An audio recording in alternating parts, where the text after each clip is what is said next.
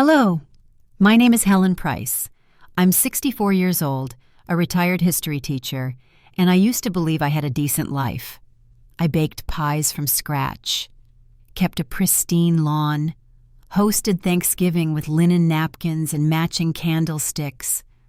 I believed in second chances and marriage vows, and the idea that if you gave enough love, it would somehow be enough. That was before my daughter-in-law Vanessa slept with my husband. Not just that, she planned it. She married my son Ryan to get close to our family. She seduced my husband Evan behind closed doors while calling me Mom to my face. She told people I was old, dry, and irrelevant. And the worst part? I smiled through all of it. Because they thought they were clever. They thought I'd crumble. But I've been underestimated all my life. And this time, I let them think they'd won, because I had something they didn't, a plan. And when I revealed it, in a room full of lawyers, pens, and arrogance, even the walls went silent. But let's not get ahead of ourselves. Let me take you back to the beginning, to the day I received the phone call that changed everything. It was a Tuesday.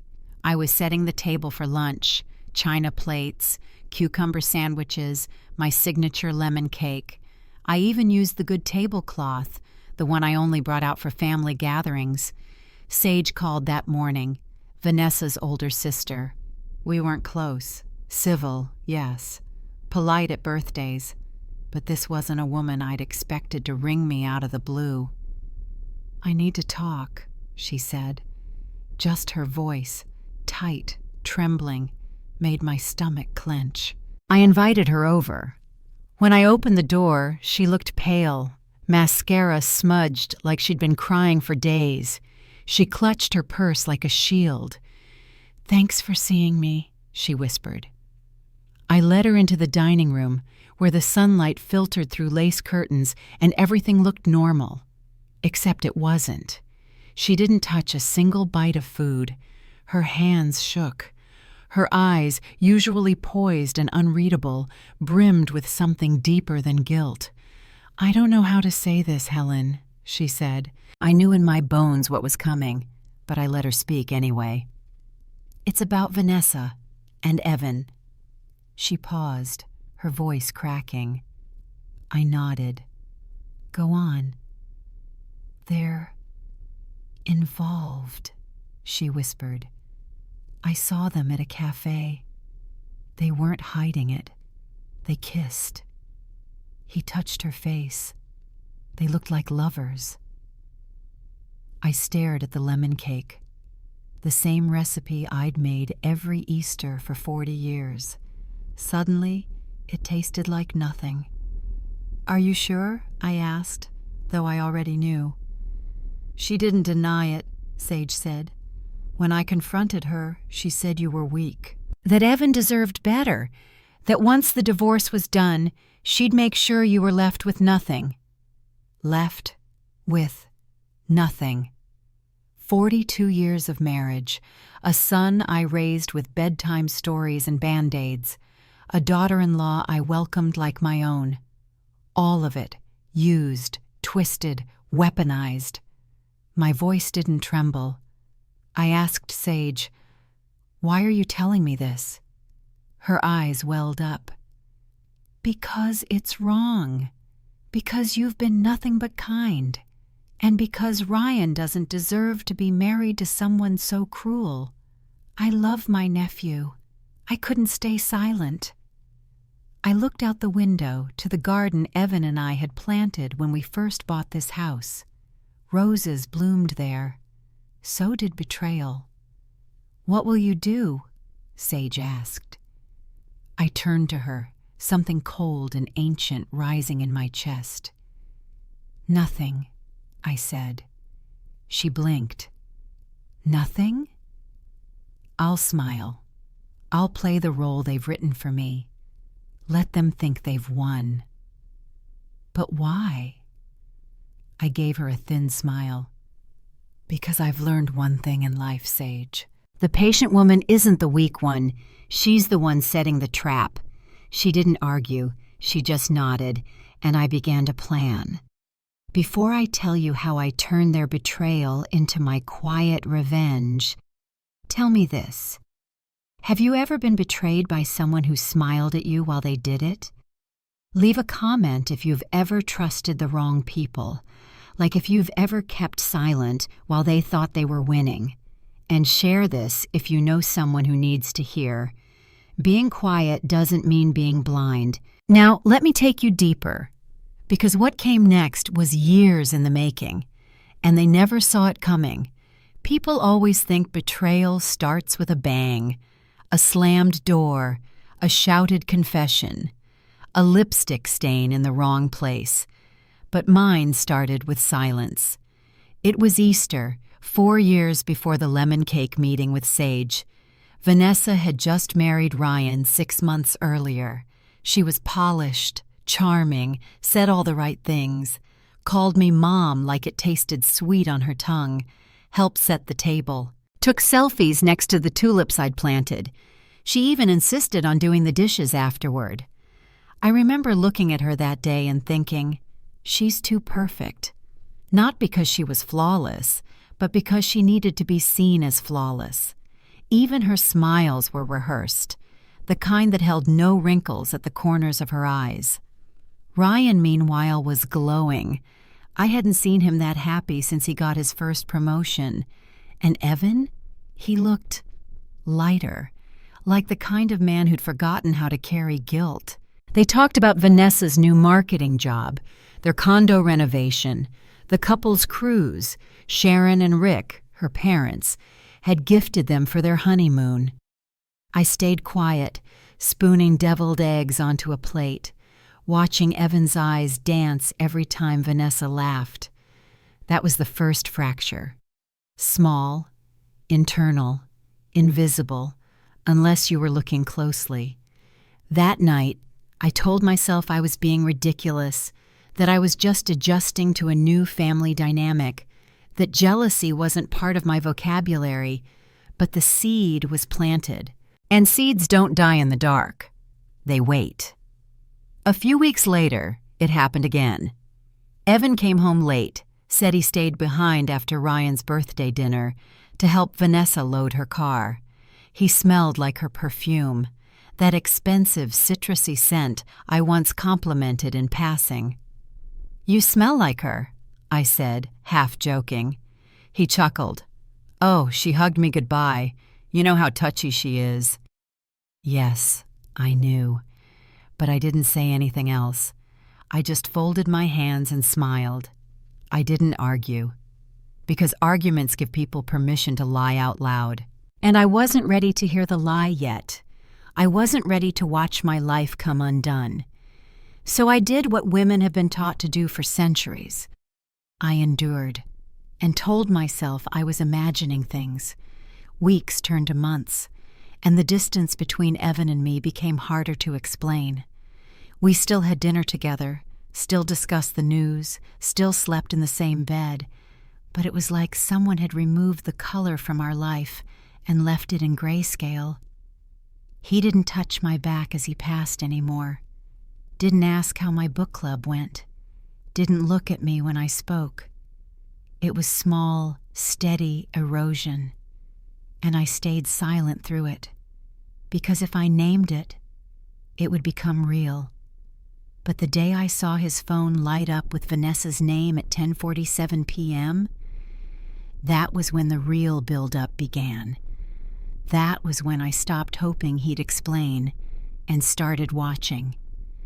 Evan used to bring me flowers, not the overpriced kind wrapped in plastic and gilt from the gas station, but real ones, from our garden.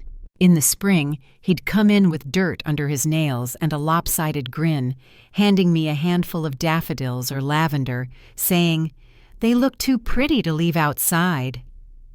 I'd put them in an old mason jar. We weren't fancy people, just steady. We built a life from simple things: garage sale furniture, camping trips, homemade soup on Sunday nights. Our wedding bands cost less than $200 combined, but we believed in the long game, or so I thought. Because somewhere between year 30 and 35, Evan started looking past me like I was wallpaper. I blamed myself at first, blamed the gray hairs I no longer bothered to cover, the laugh lines, the way I said no more often when he wanted to drag me to parties. I told myself we were in a new season, that love aged like fine wine, less fire, more warmth. But I missed the signs, the restlessness in his knees, the way he started lingering longer in front of the mirror before we went out. The new cologne I didn't buy, the gym membership that suddenly mattered after decades of indifference. He was aging, but didn't want to look like he was aging. Didn't want to feel like a man with a wife who wore reading glasses and baked casseroles. And then came Vanessa. Bright, bold, magnetic Vanessa. She laughed at his dry jokes. She touched his arm when she spoke. She complimented his vintage watch, called it distinguished. It was subtle at first. She never crossed a line, just danced around it like it was a flame she fully intended to feed when no one was looking. And Evan? He drank it in like someone who'd been thirsty for years. He started dressing differently, quoting her ideas during dinner, defending her even when no one attacked. "She's smart, Helen," he'd say. "Sharp. She gets it." Gets what? That your wife has become invisible? That you like the attention of a woman who plays innocent and dangerous at the same time? But I never asked. I simply nodded and cleared the plates, because if I questioned it, I'd become the enemy. And Evan never handled tension well. I remember one Sunday, after brunch, Vanessa stayed behind to help clean up. Ryan had gone out to walk the dog, and Evan was in the garage fixing a loose hinge. Vanessa leaned against the counter, drying a glass too slowly. "You and Evan have such a timeless connection," she said. I glanced at her. "That so?" She smiled sweetly, but her eyes were cold. It's rare to see a man stay loyal for so long. You must be doing something right. It was a compliment dressed like a weapon, and she knew it. I said nothing, just took the glass and set it down. She stepped closer. "Do you ever worry that comfort turns into neglect?" Ah, there it was. The truth, coated in curiosity. I met her gaze and replied, "No, but I do know that people who chase novelty often find it's hollow." She smiled, wide and sharp, then changed the subject like nothing had happened. That day, I realized something painful. She didn't want Evan by accident. She was collecting him, the same way she'd collected Ryan, with praise, performance, and a poisoned smile. She wanted my family, my home, my life. And if she had to destroy me to have it, so be it. But I didn't scream, I didn't confront, I didn't warn Ryan, because I'd seen what happens to women who blow the whistle too early. They're dismissed, branded jealous, told to get over it or act your age. So I did something better. I started documenting. Not just moments, but patterns, dates, times, conversations. Every glass of wine left half full after she touched his hand. Every lingering glance. Every suspicious absence. I kept records in a little green notebook I hid inside my sewing cabinet, beneath the embroidery floss. And every page I filled made me stronger. Not because I needed proof, but because I needed power. The quiet kind, the kind no one sees coming. Because while they were building an illusion, I was building a case. And it was only a matter of time before their golden facade cracked. You'd think a mother always knows when to protect her son, but the truth? Sometimes love makes you wait in the shadows while your child walks straight into a fire. Ryan was my only child, born after 3 years of failed tests and whispered prayers. He came into this world with wide eyes and a calm spirit. Never cried much, always watched, Always wondered. I used to say he was an old soul, and maybe that's why it hurt so deeply, watching him defend a woman who was slowly unraveling the very threads that held our family together. Vanessa had him wrapped around her manicured finger from day one. She was smart enough never to be obvious. She didn't tear me down. She just quietly stepped over me, rearranged the family dynamic, took center stage while I became background noise. She called our traditions cute, suggested upgrading Thanksgiving to a catered affair, turned family recipes into Instagram versions with truffle oil and edible flowers. At first, I chalked it up to generational difference, but then she started keeping Ryan from me, subtly. "Oh, we've got dinner with friends tonight, sorry. Ryan's swamped with work, maybe next week. He needs rest, Helen. He's been stretched too thin lately." And Ryan? He believed her, because she didn't isolate him with force. She did it with velvet gloves. I remember the first time I tried to raise a red flag. We were in the kitchen, just the two of us. He was fixing a leaking pipe under the sink, like he used to do when he was home from college. I handed him a towel, and I asked gently, "Is everything okay between you and Vanessa?" He froze, just for a beat, then forced a smile. "Of course. Why would you ask?" I shrugged. "You've seemed distant, and I worry." He sighed. "Mom, she's under a lot of pressure. Work's been intense, and I think you two just have different energies." "Different energies?" "It's not a bad thing," he said quickly. "She's more driven. You're more grounded. You balance each other." I bit my tongue, because what I wanted to say was, "She's cutting you off, Ryan. Can't you see it? She's not just driven, she's manipulative." But I didn't. Because sometimes when you say too much too soon, people cover their ears. And I needed him to listen, eventually. So I nodded. "If you're happy, that's what matters." He looked at me then, softening. "I am, Mom. I really am." And in that moment, I realized the heartbreaking truth. You can't save someone who's still defending their own prison. I knew I had to be patient, and patience was something I'd learned well. Raising a child, surviving a long marriage, enduring grief quietly.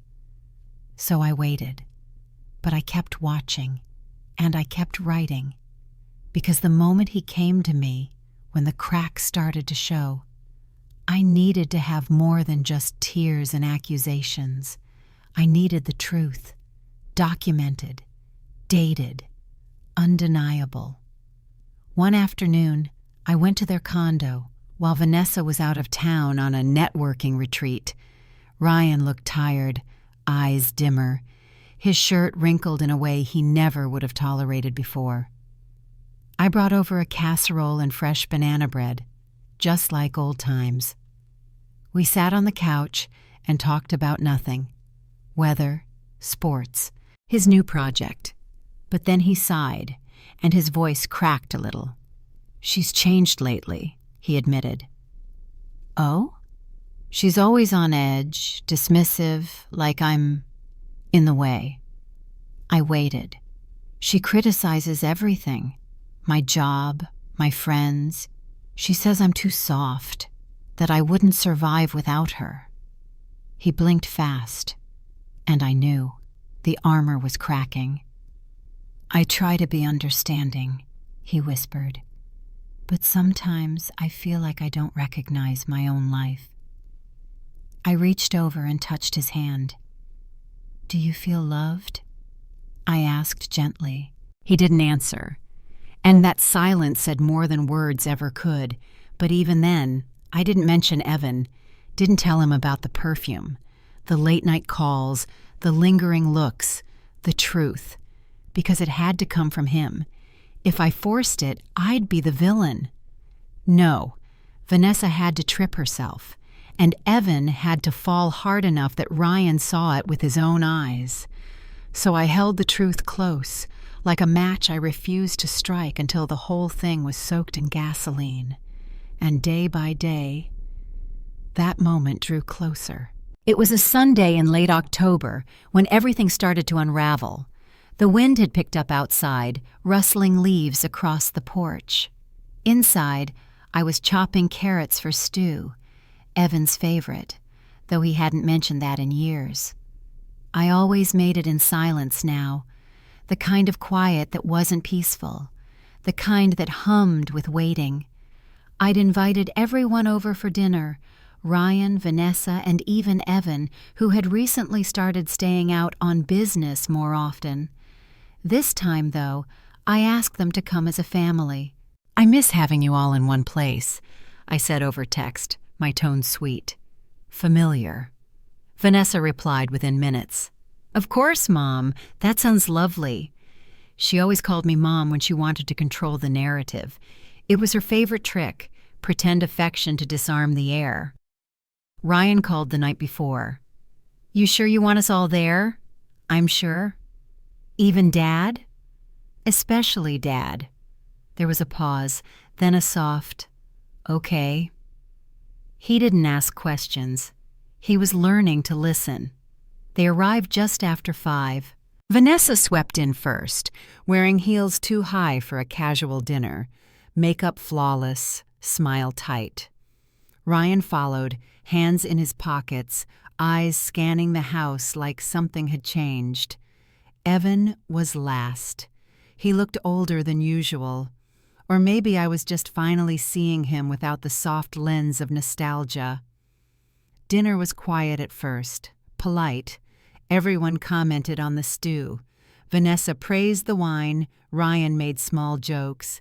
Evan asked about the yard, but tension thickened the air like steam from the stovetop. I waited until dessert. A simple apple crumble, the kind I used to make when Ryan was a boy. As I set the plates down, I said, "I've been going through old recipe cards." "Oh?" Vanessa said, spooning a perfect bite onto her tongue. "Yes, trying to organize them. You know, for when the time comes." Evan frowned. "What do you mean?" I sat down. "I mean when it's time to divide things. Property, accounts, memories." Silence. Ryan looked between us. "Mom, what's going on?" I took a breath and looked straight at Vanessa. "Does he still text you after midnight, or did that stop once you got what you wanted?" She froze, just for a second, then, "I don't know what you're talking about." "Don't you?" I said, voice calm. "Then why does your number show up in Evan's phone records nearly every night for the last 7 months?" Ryan's fork clattered to the table. "Wait, what?" Vanessa turned to him, eyes wide. "It's not what you think." But I didn't stop. I pulled out the folder I had placed beneath the table, my little green notebook, now paired with printed statements, screen captures, and a signed affidavit from Sage. I slid it across to Ryan. He stared at it, opened it, read the first page. His face changed, slowly, utterly. "What is this?" he whispered. Evan stood. "Helen, this is low, even for you." "For me?" I raised an eyebrow. "You seduced our son's wife and you're angry I made dinner?" Vanessa shot to her feet. "This is insane!" "Sit down," I said sharply. And to my surprise, she did. I turned to Ryan. "I didn't want you to hear it like this, but you needed the truth, not rumors, not denial, cold, hard proof." He didn't speak, just stared at the documents like they were fire. Eventually he stood, quietly, carefully, and walked out. Vanessa followed, heels clicking like panic on tile. Evan lingered, for once, speechless. "Why?" I asked him. He didn't answer, so I stood, collected the crumble plates, and said without looking at him, "I'll be filing for divorce tomorrow." "The papers are ready." That got his attention. "Don't be dramatic, Helen." I turned then, slowly. "You lost the right to call me dramatic when you decided loyalty was optional." He opened his mouth, closed it, then walked out. And for the first time in years, the kitchen was truly quiet. Not because I was silencing myself, but because the storm had finally passed. Divorce, it turns out, isn't about drama. Not when you've prepared, not when the evidence is irrefutable, not when you've already let the storm blow through your kitchen, splintering everything that once looked like a family. It's about paperwork, timing, clarity, and quiet, surgical precision. The day I filed for divorce from Evan, I wore gray, not black. This wasn't a funeral, not white. I wasn't reborn. Gray, because it was neutral, still, certain. Deborah, my lawyer and longtime friend, slid the documents across the table without a single word of sympathy. I didn't need it. I just needed my name back. "I've reviewed the revised assets, Helen," she said. "He's agreed to most of it, probably because he knows he wouldn't win in court with what you've got in that folder." I nodded. "The house will stay in your name. Retirement accounts will split evenly, and as for the car, he can keep it," I said. "It always smelled like her perfume anyway." She smiled softly. "And the clause you asked for about Vanessa?" "Yes," I said. "I want it in writing. Any transfer of marital assets that benefited a third party during the affair will be repaid." Deborah raised an eyebrow. "You know that will enrage him." "I'm counting on it." The papers were delivered the next morning. He didn't call, didn't text, didn't show up at the front door with excuses and wilted apologies. Good, because this wasn't about regret. This was about return. Everything he thought he'd walked away with, I was taking it back, piece by quiet piece. 2 days later, I filed a secondary motion, one that Vanessa didn't see coming. Fraudulent misuse of marital funds. I had the receipts, hotel charges, flights, gifts sent to her office from his shared credit line, grooming expenses, designer handbags, jewelry, things no daughter-in-law should receive from her father-in-law, especially not without the wife's consent. It wasn't about jail. It was about exposure. Vanessa's career in PR was built on image, polished, perfect, scandal-free. And now she had a pending civil claim attached to her name. My lawyer sent it directly to her company's compliance department. No threats, no fanfare. Just a manila envelope in a receptionist's inbox. By the end of the week, she was on leave. By the end of the month, she was no longer with the firm. I didn't need to raise my voice. I just needed to raise the truth. Vanessa never liked to lose, especially not quietly, which is why she showed up at Ryan's apartment a week after the lawsuit notice hit her office desk. I wasn't there, but he told me everything later. "She came dressed like nothing happened," he said. "Like the woman who used to make excuses didn't exist anymore. Like the betrayal never reached her." She carried his favorite wine, wore the same lipstick she used the night they got engaged, smiled like seduction was her last weapon. And maybe it was.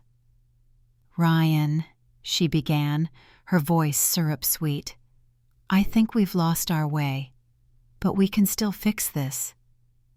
He didn't answer right away. She stepped closer. "I know things got complicated, but your mother has always had a hard time accepting people who challenge her. She's spinning this into something it isn't." He laughed, dry, short, nothing like the boy who once adored her. "Is that what you're going with?" he asked. "That she made it all up? The records? The hotel charges? The months of lies?" She stiffened. "I never meant to hurt you." "No," he said. "You just meant to use me." She blinked. "I was your way into the family. You smiled, played the role, and when it wasn't enough, you went after my father." She turned defensive then, her favorite fallback when charm failed. "You're just mad you didn't see it. Don't take it out on me because your mom manipulated this whole thing." He shook his head. "No, Vanessa, you did that all on your own, and the worst part? I would have forgiven almost anything if you just told the truth." She looked stunned, because for the first time, her throne, the center of control, power, manipulation, was gone. Ryan wasn't hers anymore. She had trained him to be blind, pliable, loyal. And now he could see. When Ryan came to see me that weekend, he looked exhausted, but lighter. He sat at the table, hands curled around a mug of coffee, silent for a long time. "I believed her," he said finally. "Even when it felt wrong, I just kept hoping I was wrong." "That's not weakness," I replied. "That's hope. It's love." He looked at me. "But you knew." I nodded. I knew the moment she started calling me Mom with a tone that didn't match her eyes. He gave a small smile. "Why didn't you say anything?" "I did," I said gently. "Just not with words. I waited until you were ready to hear it." He nodded. And then he said the one thing I never expected. "She's pregnant." My heart stopped. "What?" "She told me when she came over." "Said it was mine. I don't believe her. But if it is..." He didn't finish. I leaned forward. "Ryan, whatever the truth is, you're strong enough to face it now. And you're not alone." He looked down. "I'm scared." "I know," I said. "So was I. But we walk through fear by taking back our power, one step at a time." He didn't cry. He just nodded. And I knew. No matter what came next, he was no longer hers to control. 2 weeks after the storm broke, I invited them all to one final meeting, not at my house, not in secret, but in Deborah's law office.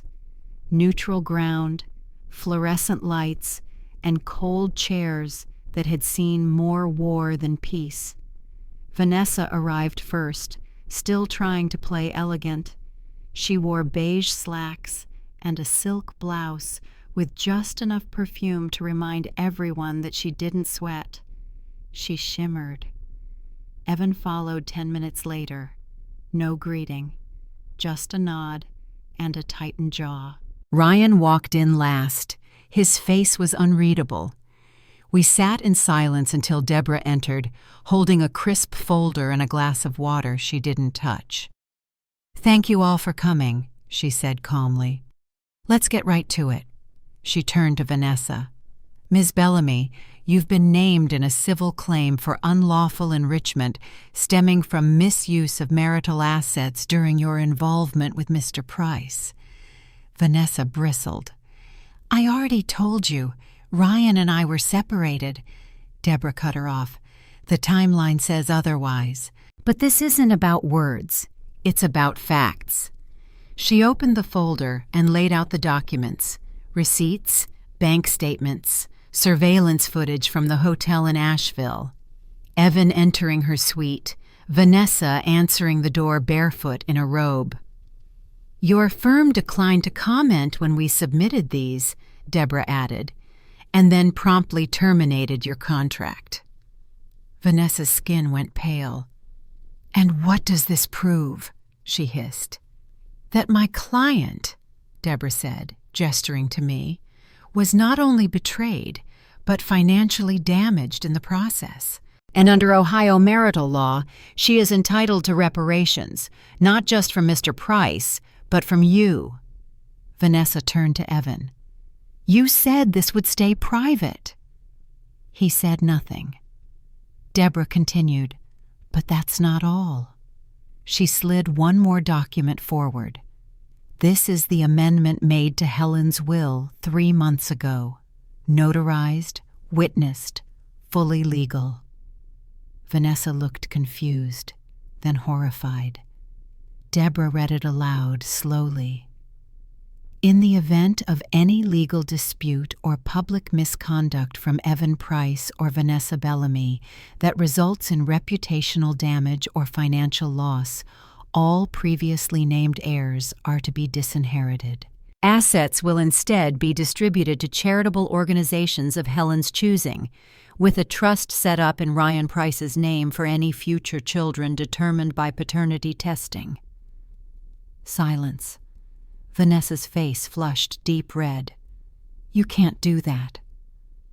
"I already did," I said quietly. Evan slammed a hand on the table. "This is vindictive." "No," I replied. "This is protection for what I built, for what you both tried to ruin."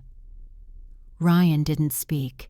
He just sat back in his chair and looked at them both like strangers in a room he never asked to walk into. Vanessa stood suddenly. "You'll regret this." "No," I said. "You will." She stormed out, heels echoing off the tile like gunshots. Evan stood, slower, heavier. "You were never this cold, Helen." "No," I said. "I was warm. That's why you thought I'd never burn you." That night, I lit a candle and opened a bottle of wine I'd been saving for a celebration that never came. Until now, the air in my house was still, but inside me, a quiet fire had been rekindled. Not vengeance, not anger, just peace. The kind you earn when you survive betrayal with your dignity intact.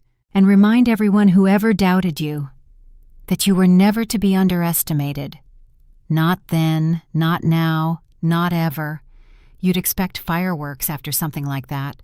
Shouting, legal threats, late-night phone calls full of blame and desperation. But that's the thing about people like Evan and Vanessa. They don't rage when they lose.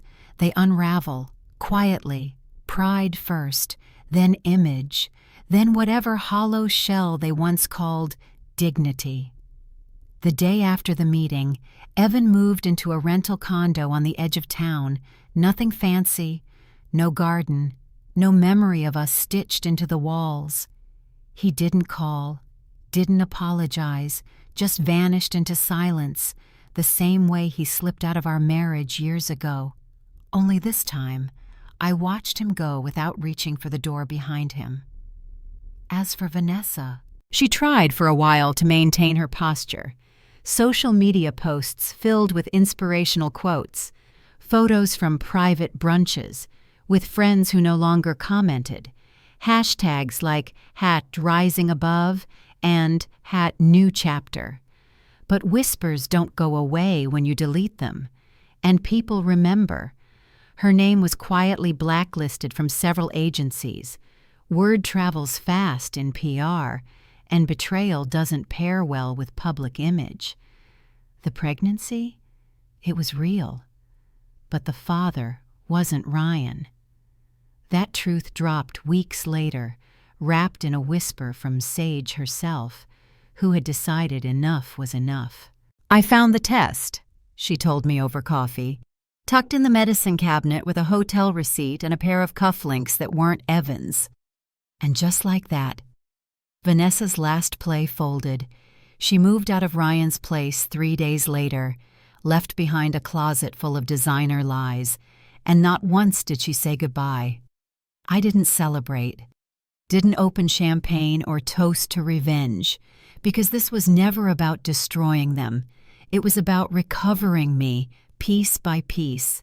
And sometimes the most profound power comes not from breaking what hurt you, but from refusing to carry it anymore. The hardest thing about being a parent isn't the sleepless nights, the scraped knees, or even the goodbyes. It's watching your child finally see the truth and realizing that truth shatters the world you tried so hard to make feel safe. Ryan stopped by 2 weeks after Vanessa moved out. No warning, no dramatic phone call, just a knock on the door I hadn't expected, followed by the quiet shuffle of footsteps that still carried the weight of someone trying to breathe after drowning. He looked thinner, his eyes were tired, his shoulders drawn in like he hadn't allowed himself to cry yet, and still didn't know how. I set tea on the table. Neither of us reached for it. He stared at his hands. "I don't know who I was, Mom." I didn't answer, because sometimes a man has to confess before he can rebuild. She told me I was strong, but she didn't mean it. She said I had potential, but only if I followed her plan. She told me I was lucky to have her, but I felt like I owed her everything. I nodded gently. "That's not love, is it?" he whispered. "No," I said. "That's control, dressed up like affection." He finally looked at me. "I let her convince me you were the problem, that you were cold, that you didn't support us. I saw you shrinking, and I told myself it was your fault." My throat tightened. I didn't want to cry in front of him. Not now. He reached into his coat pocket and pulled out something I hadn't seen in years, a crumpled drawing from when he was 5, a house, a tree, a woman with curly hair holding his hand. In the corner, in shaky blue crayon, he'd written, "Me and Mom, safe." "I found this in an old box when I was packing," he said, voice cracking. And I realized, you were the one place I always felt safe, and I let her turn you into the enemy. I reached across the table, took his hand. "You were trying to be a good husband," I whispered, "even if she never tried to be a good wife." He blinked back tears. "I wish I had listened sooner." "So do I," said. "But you're listening now." That night, we sat together for hours. We didn't talk about court documents, or revenge, or Evan. We just remembered. He told me about the first time Vanessa made him feel small. I told him about the first time Evan made me feel invisible.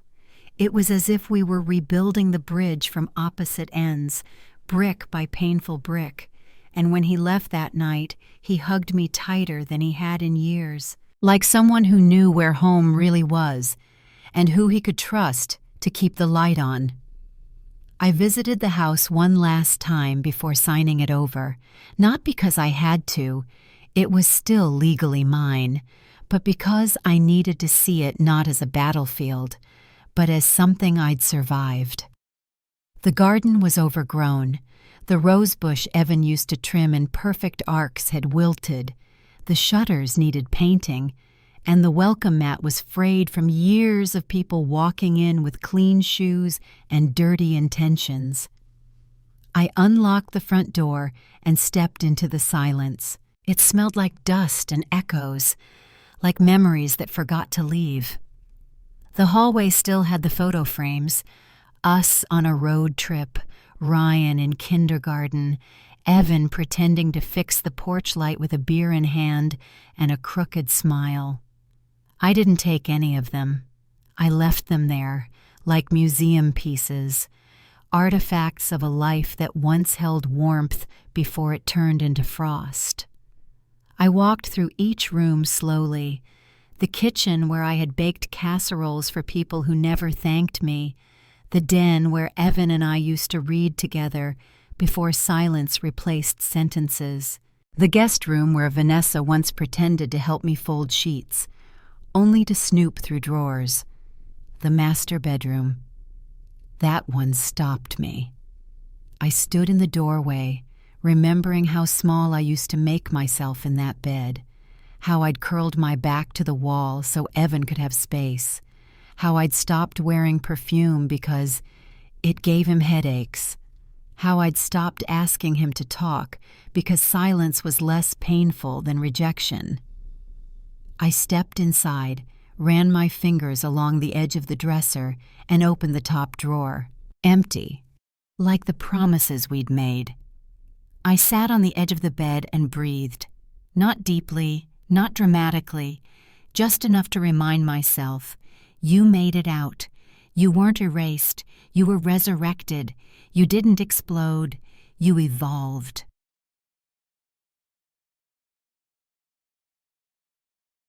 Outside, the wind had picked up. I walked through the backyard one last time, plucked a single lavender stem from the dying bush and tucked it in my pocket. Then I locked the door, dropped the key in the mailbox for the realtor, and walked away. No goodbye, no lingering glance, because the woman who once needed that house to feel like she mattered, she didn't live there anymore. She lived inside a life she rebuilt, a life that no longer needed anyone's permission to feel full. I never thought peace would look like morning coffee on a secondhand patio set, or late afternoon sun spilling through windows I cleaned myself, or walking barefoot on wood floors with no one asking what's for dinner. But this is what peace looks like now. Not grand, not loud, but deeply mine. After I walked away from the house, I didn't move into a new mansion. I didn't take a luxury trip to find myself in some coastal villa. I rented a small cottage on the edge of town, white walls, a kitchen that smelled like lemon oil and ambition, shelves I filled slowly with books I once loved but had forgotten to reread. I bought myself a lavender plant in a terracotta pot, watered it every morning, talked to it sometimes. It didn't talk back, but it also never lied. People ask me what I do with all my free time now that I'm alone. They don't know what it means to wake up without walking on emotional eggshells. They don't understand that the absence of noise isn't loneliness, it's relief. I teach 2 classes a week at the community center, creative writing for women over 50. We meet on Tuesdays and Thursdays, and some of them bring banana bread, others bring broken hearts. We laugh, we cry. We write letters to our younger selves and then tear them up and write them again. And somewhere in between metaphors and tears, they start to see themselves again. One woman, Janice, told me last week, "You know, I used to think it was selfish to put myself first, but now I think it's sacred." I smiled, because sacred is exactly what it is. Choosing yourself after a lifetime of being the backup plan, that's holy ground. Ryan visits once a week now. We don't talk about Evan anymore. We don't talk about Vanessa. He asks me about my garden, helps me lift bags of soil, brings me lemon pastries he knows I love. Sometimes he just sits and listens to the birds. And once, just once, he said, "I hope if I ever have a daughter, she turns out like you." I didn't cry in front of him, but after he left, I stood in the kitchen and let the tears come. Because healing doesn't erase the scars. It just means they stop aching when the weather changes. If you're still here, if you listen to all of this, the silence, the betrayal, the unraveling, the reclaiming, then maybe this story wasn't just mine. Maybe it was yours too. Maybe you're sitting in a kitchen right now, folding someone else's laundry, cleaning up after someone who doesn't see you, loving people who only show up when they need something, and wondering when it became normal to disappear in your own life. Maybe they've called you dramatic, cold, too sensitive, too old, too much, not enough. Maybe you've made peace with being invisible, until one day something inside you whispers, "No more." If that's you, then hear me now. You are allowed to leave the table where love is no longer served. You are allowed to reclaim every single inch of your time, your joy, your softness. You are not too late. You are not too broken. And quiet does not mean weak. The quiet ones? We're the ones who build our exits like cathedrals, brick by careful brick, until one day we step through the doorway with our heads high and our hearts whole again. Sometimes people ask me if I ever regret not fighting louder, if I wish I'd shouted at Evan, exposed Vanessa sooner, raged.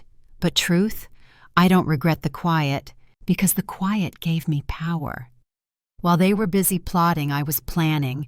While they were laughing, I was listening. While they were underestimating me, I was building something they'd never touch again. Freedom, dignity, peace. So no, I don't regret one single silent step, because they thought I'd stay broken. They thought I'd stay bitter. Instead, I stayed still, long enough to rise. And now I wake up and water the lavender. I write letters I don't send. I host dinners where no one needs to perform. I laugh without second-guessing it. And every so often I catch my reflection in the mirror and say, there you are, not the wife, not the mother, not the afterthought, just me, Helen, the woman who let them think they'd won and walked away with everything they never truly had.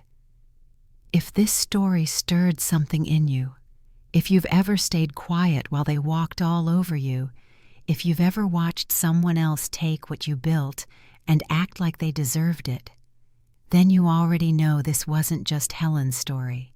It's yours too. Leave a comment if you've ever felt unseen in your own life.